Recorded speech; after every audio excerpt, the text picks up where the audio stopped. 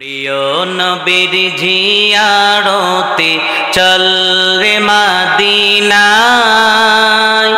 দুনিয়ার জান্নাত গো Gulzar Medina, Gulzar Medina. আমার নবী যেই জমিনের কোলে শুয়ে আছেন, দু জাহানের মুক্তিদাতা কুল আলমের নবী। আমার নবী যেই জমিনের কোলে শুয়ে আছেন, আরশ কুরসি লৌহ কলম তো ছোতাহার কাছে। আমার নবী যেই জমিনের কোলে শুয়ে আছেন, আরশ কুরসি লৌহ কলম তো ছোতাহার কাছে। সেই কাবার কাবা পানে চল রে হয়ে দেওয়ানা, কাবার কাবা পানে চল রে হয়ে দেওয়ানা। দুনিয়ায় জান্নাত গো গুলজার মদিনা, গুলজার মদিনা। প্রিয় নবীর জিয়ারতে চল রে মদিনায়, দুনিয়ায় জান্নাত গো গুলজার মদিনা, গুলজার মদিনা। সম্মানিত হাজিরিন, সহিহ হাদিস আমার নবী জবান মোবারকে ইরশাদ করেছেন, আউয়ালু মা ইউহাসাবু বিহিল আবদু ইয়াউমাল কিয়ামাতিস সালাহ। বলুন সুবহানাল্লাহ। হাসরের ময়দানে যখন কেউ কাউকে চিনবে না, কেউ কাউকে পরিচয় দেবে না, ওই কঠিন মুহূর্তে একমাত্র মানুষের সবচাইতে সর্বপ্রথম যেই জিনিসটা প্রথমত হিসাব করা হবে সেটা হলো নামাজ। ঠিক কিনা বলেন? ওই কঠিন হাসরের দিন, কিয়ামতের দিন আপনার সর্বপ্রথম হিসাব হবে নামাজ। আপনি নামাজ আদায় করেছেন কিনা, এছাড়া আপনি রোজা রেখেছেন কিনা, আপনি আলেম হয়েছেন কিনা, দান খয়রাত করেছেন কিনা, জিকির আজকার করেছেন কিনা, তওবা ইস্তিগফার করেছেন কিনা, এই হিসাব হবে আপনার পরে। ঠিক কিনা বলেন? প্রথমত হিসাব হবে নামাজ, নামাজ, নামাজ। বলুন সুবহানাল্লাহ। এজন্য রব্বুল আলামিন বলেছেন, ইন্নাস সালাতা তানহা আনিল ফাহশাই ওয়াল মুনকার। অবশ্যই অবশ্যই নিঃসন্দেহে যারা ধীরস্থিরভাবে সুন্দরভাবে আল্লাহর সন্তুষ্টির জন্য নবীর সুন্নত তরিকায় সুন্দরভাবে যারা সালাতটুকু আদায় করবে, ওই নামাজ ওই ব্যক্তিকে দুনিয়ার যত মন্দ কাজ রয়েছে যাবতীয় মন্দ কাজ থেকে তাকে বিরত রাখবে। সুবহানাল্লাহ। নামাজ পড়তে হবে পাপ থেকে বাঁচতে হলে। ঠিক কিনা বলেন? নামাজ ছাড়া পৃথিবীতে আর কোনো ইবাদত নেই যেই ইবাদতটা আপনাকে মন্দ কাজ থেকে ফিরাতে পারে। ঠিক কিনা বলেন? নামাজ পড়বেন, নামাজের পর আপনি তওবা করবেন, ইস্তিগফার করবেন এবং দোয়া বেশি বেশি করবেন। কারণ আপনার নামাজটা হয়তোবা বিশুদ্ধ তরিকায় হয় নাই, সুন্দরভাবে আপনি পড়তে পারেন নাই। এজন্য আপনাকে আমাকে তওবা করতে হবে, ইস্তিগফার করতে হবে এবং রব্বুল আলামিনের কাছে দুরূদ শরীফ পড়ে দুই হাত তুলে আল্লাহর কাছে যখন দোয়া করবেন, আনফরচুনেটলি দুর্ভাগ্যবশত আপনার নামাজের মধ্যে যদি কোনো গ্যাপ থাকে, ত্রুটি থাকে, আপনার ওই গ্যাপগুলা আর ত্রুটিগুলা একমাত্র তওবার কারণে, ইস্তিগফারের কারণে, দুরূদ শরীফের কারণে আর দুই হাত তুলে আল্লাহর কাছে যখন দোয়া করলেন, এই দোয়া করার মাধ্যমে আপনার নামাজের যত গ্যাপ রয়েছে, ত্রুটিগুলা রয়েছে, ওই গ্যাপগুলাকে, ত্রুটিগুলাকে যিনি ভরপুর করে দিবেন, যিনি ক্ষমা করে দিবেন, তিনি কে? আল্লাহ আমাদের তওবা কবুল করবেন। ঠিক কিনা বলেন? কিন্তু আপনি যদি শুধু নামাজ পড়লেন, জিকির করলেন, কোরআন তেলাওয়াত করলেন, দুনিয়ার যাবতীয় ভালো কাজ করলেন, হজ করলেন, রমজানে রোজা রাখলেন, কিন্তু মাগার দুই হাত তুলে আল্লাহর কাছে দোয়া করলেন না, তাহলে কিন্তু আপনার ওই নামাজটা ত্রুটিযুক্ত। ঠিক কিনা বলেন? সব ইবাদত ঝুলন্ত থাকে যতক্ষণ না পর্যন্ত দুই হাত তুলে আপনি দোয়া না করবেন। ঠিক কিনা বলেন? এজন্য আমার নবী বলছেন, আদ-দুআ মুখুল ইবাদাহ। পৃথিবীর যত ইবাদত রয়েছে, দাসত্ব রয়েছে, আল্লাহর বন্দেগী রয়েছে, প্রত্যেকটা ইবাদতের সার নির্যাস মগজ হলো, মেইন জিনিসটা হলো দোয়া। ঠিক কিনা বলেন? আপনি যত ইবাদত করলেন মাগার দোয়া করলেন না, আপনার ইবাদত ওই ছাদের নিচেই থাকবে। ঠিক কিনা বলেন? এজন্যই দোয়া বেশি বেশি করতে হবে। সুনানে তিরমিজির হাদিস, ক্বালা রাসূলুল্লাহ সাল্লাল্লাহু আলাইহি সাল্লাম, লাইসা শাইউন আকরামা আলাল্লাহি মিনাদ দুআ। আমার নবী জবান মোবারক ইরশাদ করেছেন, সুনানে তিরমিজির হাদিস, সহিহ হাদিস, আল্লাহর নবী বলছেন, এই পৃথিবীতে যতই ইবাদত করুক না কেন, দোয়ার চেয়ে আল্লাহর কাছে পাওয়ারফুল আর সম্মানিত দ্বিতীয় আর কোনো ইবাদত হতে পারে না। সুবহানাল্লাহ। দোয়ার চেয়ে সম্মানিত আর পারফেক্টলি শক্তিশালী কোনো ইবাদত আল্লাহর কাছে দ্বিতীয় আর একটা হতে পারে না। সুবহানাল্লাহ। তো বেশি বেশি দোয়া করার দরকার আছে নাকি নাই? প্যারা হাজিরিন, আমি আপনাদের সামনে সূরাতুল জিলজালের ছোট্ট ছোট্ট সর্বশেষ দুইটা আয়াত তেলাওয়াত করেছিলাম। এই আয়াতের আলোকে নসিহতমূলক দুই একটি কথা বলবো। যেমন আল্লাহ রাব্বুল আলামিন বলেছেন, ফামান ইয়ামাল মিসকালা যাররাতিন খায়রান ইয়ারা ওয়া মান ইয়ামাল মিসকালা যাররাতিন শাররান ইয়ারা। বলুন সুবহানাল্লাহ।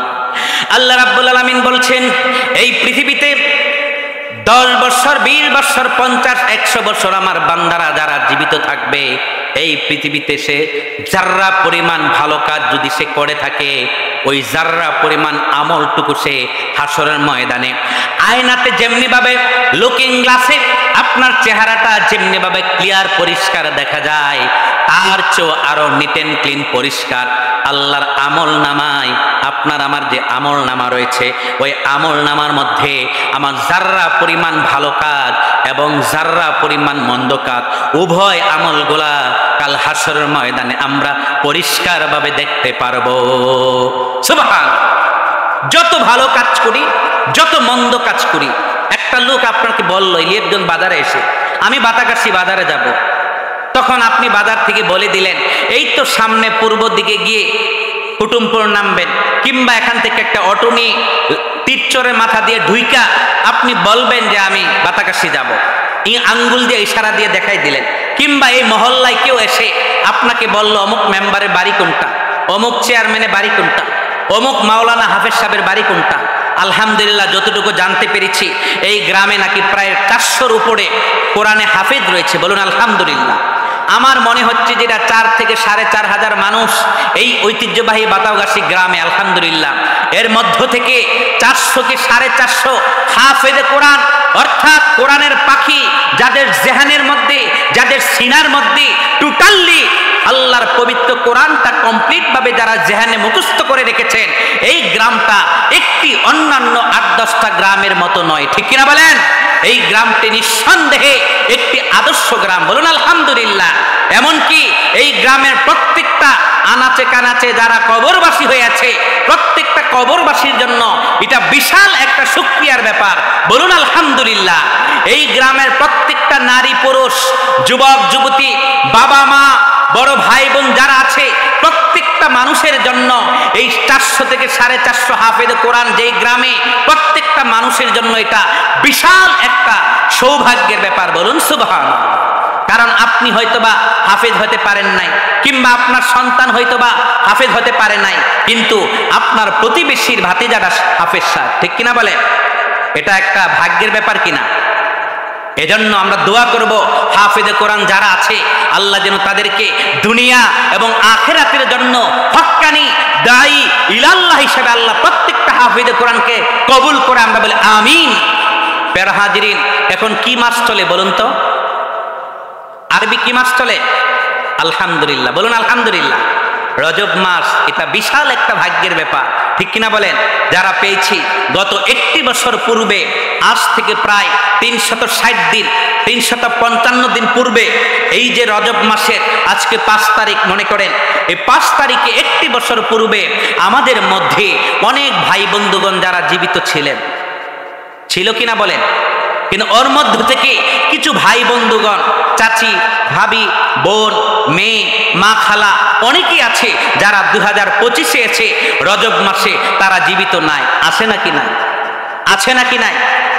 এমন অনেক মানুষ আসে না যারা চলে গেছে, কিন্তু আল্লাহ যে আমাদেরকে বাঁচিয়ে রেখেছেন এর জন্য শুকরিয়া জ্ঞাপন করার দরকার আছে নাকি নাই?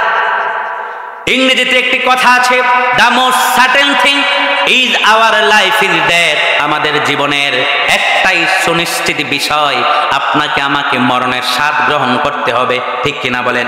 মরতে হবে, এতে কোনো সন্দেহ নেই। আল্লাহ রাব্বুল আলামিন বলছেন, কুল্লু নাফসিন যায়িকাতুল মাউত, অবশ্যই যাকে আমি জীবন নামক এই স্বাদটা দিয়েছি, এই জীবন নামক স্বাদটা যারা উপভোগ করেছে তাদেরকে একদিন না একদিন মরণের স্বাদ গ্রহণ করতে হবে। সুবহানাল্লাহ, মরতে হবে। And the most uncertain thing is the time of death.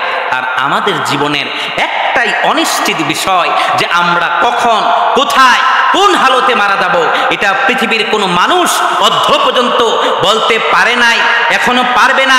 এমনকি কিয়ামত কায়েম হয়ে যাবে, কোনো মানুষ বলতে পারবে না ইন ফিউচারে আমার মৃত্যু কোথায় আছে, আমি কোন হালতে মরব, এটা পৃথিবীর কোনো মানুষ বলতে পারবে না, ঠিক কিনা বলেন? মানুষ স্যাটেলাইট আবিষ্কার করেছে 200 থেকে 500 কিলোমিটার উপরে, উইদাউট ড্রাইভিং, কোনো ধরনের চালক নাই। পৃথিবীর জমিন থেকে প্রায় 400-500 কিলোমিটার উপরে, 1000-2000 কিলোমিটার উপরে স্যাটেলাইট থাকে, কিন্তু স্যাটেলাইটের কোনো ড্রাইভার নাই।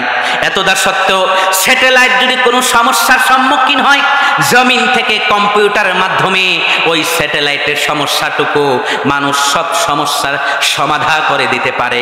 সুবহানাল্লাহ। পাইলট থাকে বিমানে, গাড়ির ড্রাইভার থাকে, সিএনজির ড্রাইভার থাকে, ঠিক কিনা বলে? কিন্তু পাইলটের কোনো ড্রাইভার আছে, কিন্তু স্যাটেলাইটের ড্রাইভার আছে। কিন্তু স্যাটেলাইট সমস্যা হতে পারে কি পারে না? স্যাটেলাইট সমস্যা হলে জমিন থেকে কম্পিউটারের মাধ্যমে ওই সমস্যার সমাধান করে ফেলে। সুবহানাল্লাহ।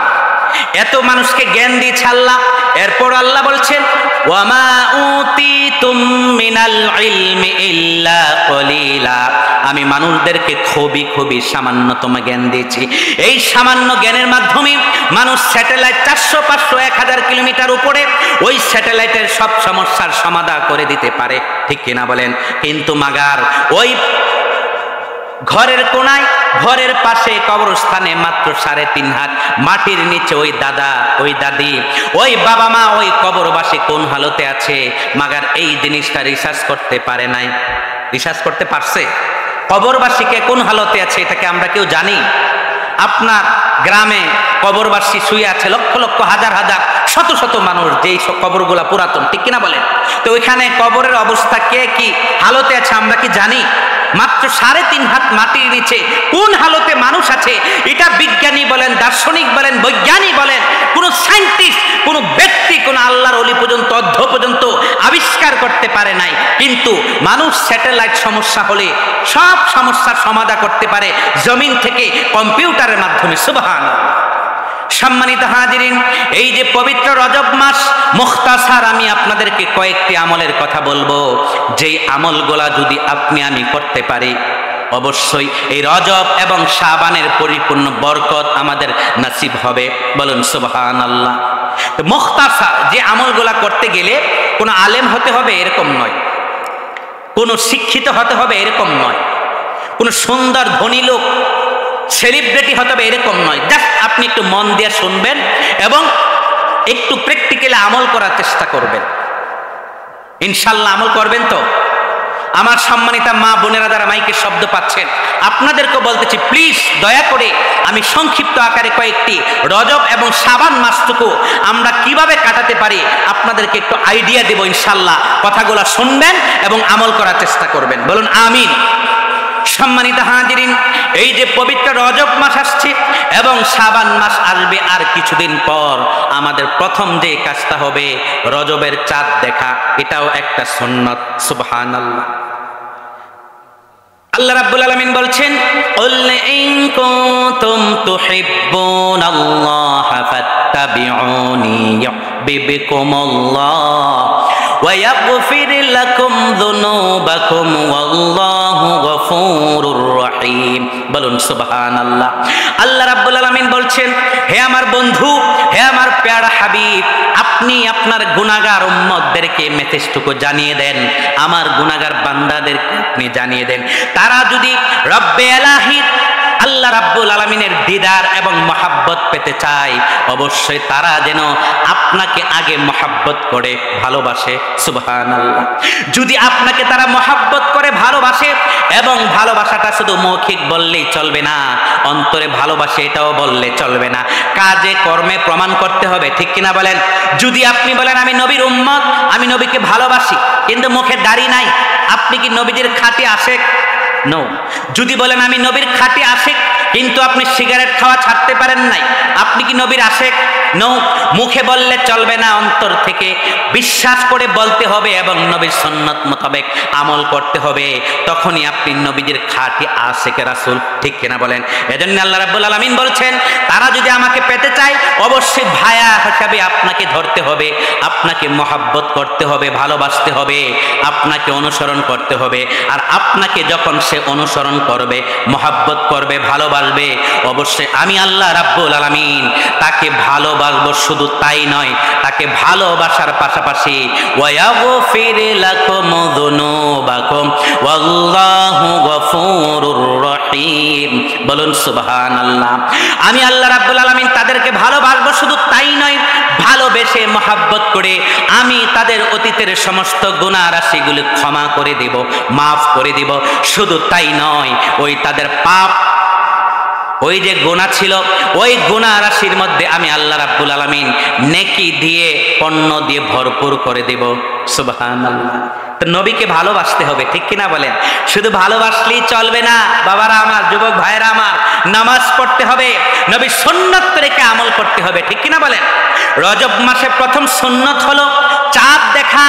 বলতে পারেন আজকে 5 দিন হয়ে গেল আমি তো চাঁদ দেখি নাই, আমি বলবো আগামীকাল সন্ধ্যা যখন আসবে, কিংবা আজকে মাহফিল শেষে প্যান্ডেলে বাইরে গিয়ে চাঁদটা দেখবেন। এই চাঁদ দেখা এটাও একটা সুন্নত, সওয়াবের কাজ। যদিও 5 দিন হয়ে গেছে, আপনার যখন ইচ্ছা রজব মাসে চাঁদ দেখবেন, এটা হলো প্রথম কাজ, ঠিক কিনা বলেন? কারণ রজব মাস আসলে আমার নবী বলছেন, আমি রমজানে ঘ্রাণ পাই। সুবহানাল্লাহ। রজব মাস আসলে পবিত্র মাহে রমজানে ঘ্রাণ পায়। এজন্য আমার নবী আমাদেরকে চমৎকার একটি দোয়া শিক্ষা দিয়েছেন। আমার নবী বলছেন, আল্লাহুম্মা বারিক লানা ফি রজব ওয়া শাবান ওয়া বাল্লিগনা শাহরু রমাদান। রজব মাসের 2 নাম্বার গুরুত্বপূর্ণ যে আমলটা হলো, সেটা হলো বেশি বেশি নামাজের আগে পড়ে যে কোনো সময় এই দোয়াটা পড়বেন। দোয়াটার অর্থ হলো, আল্লাহ আপনি আমাকে পবিত্র রজব এবং শাবান মাসে পরিপূর্ণ বরকত দান করুন। বলুন আমিন। এবং ওবাল্লিগনা শাহরু রমাদান, এবং পবিত্র মাহে রমজান পর্যন্ত আপনি আমাকে হায়াত দিন।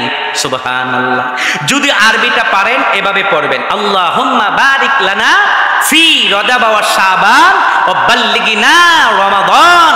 আরবিটা যদি পারেন এটা পড়বেন, আর আরবি না পারলে নো প্রবলেম, কোনো সমস্যা নেই, বাংলাটা শুধু পড়বেন। বাংলাটা কি? আল্লাহ আপনি আমাকে রজব এবং শাবানের বরকত বেশি বেশি দান করেন, এবং রমজান পর্যন্ত আপনি আমাকে হায়াত দিন, রমজান পর্যন্ত আপনি আমাকে নেক হায়াত বাড়িয়ে দেন। বলুন সুবহানাল্লাহ। তো বাংলাতে তো পড়তে পারবেন। এটা শুধু ফরজ নামাজের পর নয়, আপনার যখন ইচ্ছে তখন শুধুমাত্র রজব এবং শাবান মাসে দোয়াটা বেশি বেশি পড়বেন। আমার সম্মানিতা কলিজার টুকরা আমার মা বোনেরা যারা মাইকের শব্দ পাচ্ছেন, আপনাদেরকেও বলতেছি, এই আমলটা আরবিতে হোক আর বাংলাতে হোক, আমলটা করতে গেলে আপনাকে শিক্ষিত হতে হবে এরকম নয়, আপনাকে আলেম হতে হবে এরকম নয়, আপনাকে পয়সাওয়ালা হতে হবে এরকম নয়। আপনি যেই লেভেলেই থাকেন না কেন, আপনি গরিব, আপনি নিরক্ষর, আপনি মূর্খ, যেই লেভেলের হোক না কেন, আপনি 5 ওয়াক্ত নামাজ পড়ার পাশাপাশি অবশ্যই আগে পরে যে কোনো সময় এই দোয়াটা আরবিতে হোক আর বাংলাতে হোক বেশি বেশি পড়বেন। সুবহানাল্লাহ। এটা গেল 2 নাম্বার আমল রজব মাসে।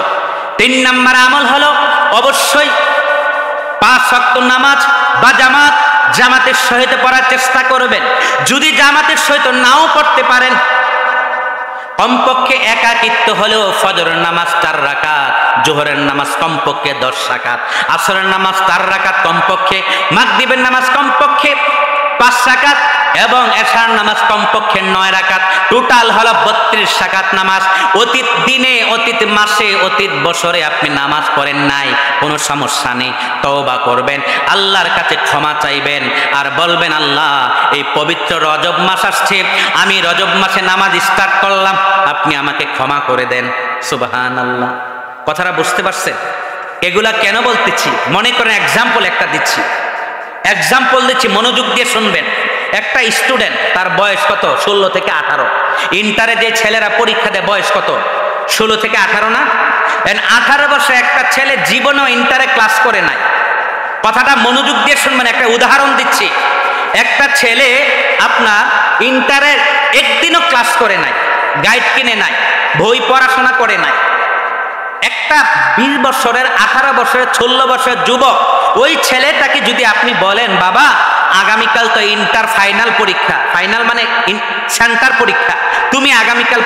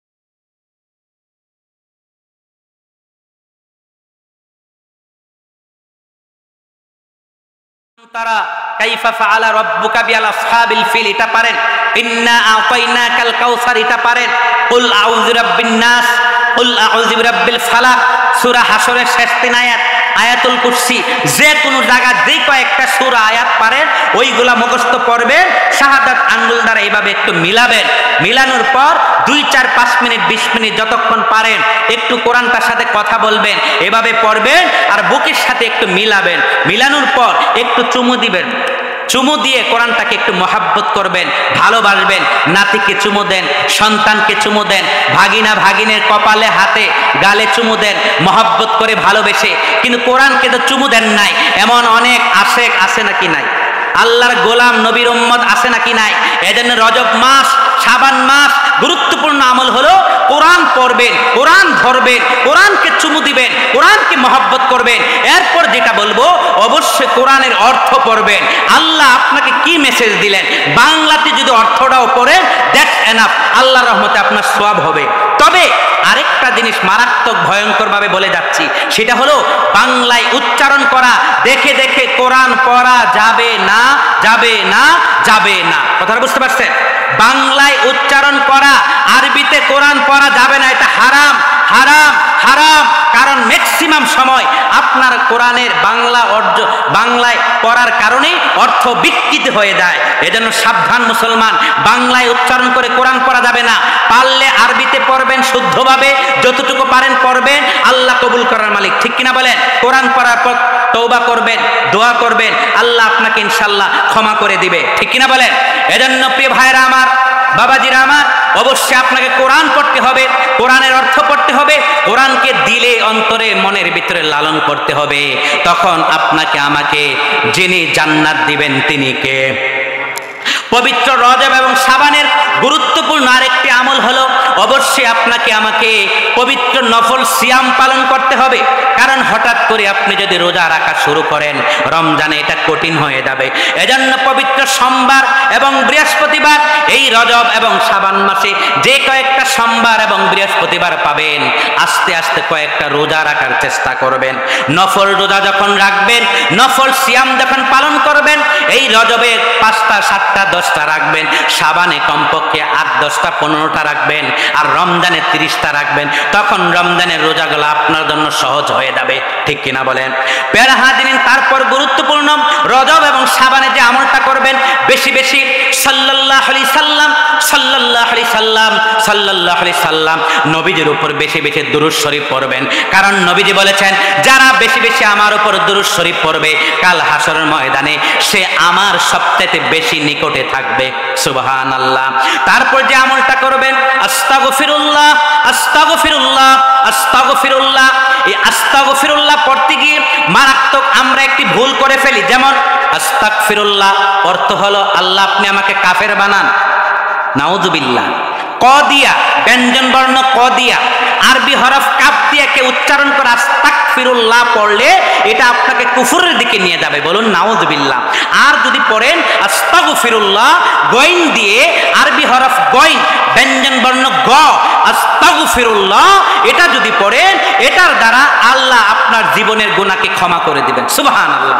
এজন্য রজব এবং শাবানে আস্তাগফিরুল্লাহ বেশি বেশি পড়বেন। নামাজের আগে পড়ে উজু থাকুক আর না থাকুক ইস্তেগফার পড়বেন, তওবা করবেন। তারপর মুখস্থ সূরা ইখলাস পড়বেন, বেশি বেশি সূরা ইখলাস পড়বেন। 3 বার সূরা ইখলাস পড়লে কয় খতমের সওয়াব? কয় খতমের সওয়াব? রজব এবং শাবানে চেষ্টা করবেন অবশ্যই সারা দিনে যে আমি আজকে 20 বার সূরা ইখলাস পড়ব, 30 বার সূরা ইখলাস পড়ব, 50 বার সূরা ইখলাস পড়ব। রজব এবং শাবানে কমপক্ষে ইখলাসটা বেশি বেশি পড়বেন, বেশি বেশি ইখলাস পড়বেন। তারপর যেটা দান খয়রাত করবেন, 2 টাকা 5 টাকা 10 টাকা এখন থেকে একটু যাকাত ফিতরা দেওয়ার চেষ্টা করবেন। কথাটা বুঝতে পারছেন? যাকাত ফিতরা দেওয়ার টাকা এখনই চেষ্টা করবেন। যদিও রমজানে আসছে, এখন আপনার প্রতিবেশী অনেকে আছে না খাইয়া আছে, কিন্তু আপনি বলবেন রমজানে জাকাত দিম। আমি বলবো মাসালা হলো রমজানে যদি ফরজ হয়ে থাকে 2 মাস আগেও আপনি জাকাত ফিতরা টাকা দিতে পারেন, ঠিক কিনা বলেন? 2 মাস আপনি বাঁচবেন কিনা নিশ্চয়তা নেই। এজন্য আপনার মহল্লাবাসী, এলাকাবাসী, আপনার আত্মীয় এখন না খেয়ে কষ্ট পাচ্ছে, ঔষধের অভাবে চিকিৎসা নিতে পারতেছে না, টাকার অভাবে, তাকে আপনি এখন 10 টাকা, 5 টাকা, 50 টাকা, 100 টাকা দান খয়রাত করবেন। সেটা পকেট থেকে হোক, জাকাতের টাকা হোক। তারপর যেটা বলবো, অবশ্যই বেশি বেশি আল্লাহর কাছে দোয়া করবেন। আল্লাহ, রজব এবং শাবানে যেমনি ভাবে নেক আমল আল্লাহর রাসূল বেশি বেশি করেছেন, আম্মাদান আয়েশা থেকে আমরা হাদিস পেয়েছি, অন্যান্য উম্মাহাতুল মুমিন থেকে হাদিস পেয়েছি, আল্লাহর নবী রজব এবং শাবান মাসে তুলনামূলক বেশি বেশি নেক আমল করতেন। সুবহানাল্লাহ। বিশেষ করে রোজা রাখতেন বেশি বেশি, বেশি বেশি আল্লাহর কাছে ইস্তেগফার করতেন, তওবা করতেন, বেশি বেশি দোয়া করবেন। কারণ আপনি যত ইবাদত করেন আর না করেন, কমপক্ষে লাস্ট যদি একটু দোয়া না করেন, আমি বলবো আপনি হতভাগা পোড়া কপাল। আপনি আমার কাছে মিলাদ পড়াইয়া, দোয়া পড়াইয়া 100 টাকা দিয়ে বললেন, হুজুর আমার বাচ্চা পরীক্ষা দিবে, আপনি দোয়া করবেন। আমার সন্তান পরীক্ষা দিবে, আপনি দোয়া করবেন। আমার বাচ্চা কাচ্চা অসুস্থ, আপনি দোয়া করবেন। আমার দোয়াটা কবুল হতেও পারে, নাও হতে পারে, ঠিক কিনা বলেন? কিন্তু বাবা মা যখন নেক আমল করে সন্তানের জন্য বেশি বেশি রজব এবং শাবানে দোয়া করবে, আল্লাহ আমার সন্তানটা কথা শোনে না, আমার সন্তানটা আউট অফ কন্ট্রোল, আমার সন্তান ড্রাগে আসক্ত, নেশায় আসক্ত, আমার ছেলেটা নামাজ পড়ে না, আমার মেয়েটা পর্দা করে না, আল্লাহ আপনি আমার ছেলে মেয়েকে ইসলামের জন্য কবুল করুন। বলুন আমিন। এভাবে যখন 2 মিনিট, 5 মিনিট, 10 মিনিট প্রতিদিন অবশ্যই এই রজব মাসে কিছু সময়ের জন্য হলো দোয়া করবেন, সূরা ইখলাস পড়বেন, দান খয়রাত করবেন। এই কয়েকটি আমল করার মাধ্যমে যখন রজব এবং শাবান মাসকে আপনি আমি কাটাতে পারবো, ইনশাআল্লাহ আমরা আশা রাখতে পারি অবশ্যই অবশ্যই আল্লাহ তাআলা রজব এবং শাবানের পরিপূর্ণ বরকত আল্লাহ আমাদেরকে দান করবেন। বলেন সুবহানাল্লাহ। তো আল্লাহ তাআলা যে 2-1টি কথা বলেছি, অ্যাটলিস্ট আগে যেন আমি আমল করতে পারি। কারণ কোরআনে পাকে আল্লাহ বলছেন, ইয়া আইয়ুহাল্লাযীনা আমানু লিমা তাকুলুনা মা লা তাফআলুন। এমন বয়ান, এমন নসিহত তোমরা কেন করো যে আমলটা তোমরা নিজে করো না, ঠিক কিনা বলেন? এজন্য বলতে চাই, ওয়াজ করা খুব সহজ, ওয়াজ শোনা খুব সহজ। মাগার যারা ওয়াজ করে এবং যারা ওয়াজ শুনে, প্রত্যেকের জন্য সহজ ওয়াজ শোনা এবং ওয়াজ করা।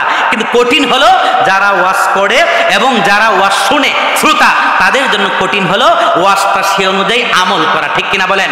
ইসলাম is not only a religion but also complete code of life.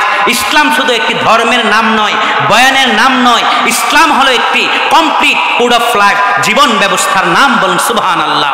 আল্লাহ তাআলা আমাদের সকলকে রজব এবং শাবানের পরিপূর্ণ বরকত আমাদের নসিব করুক। আমরা বলি আমিন। আমার কথাবার্তায় যদি কোনো মিস্টেক হয়ে থাকে,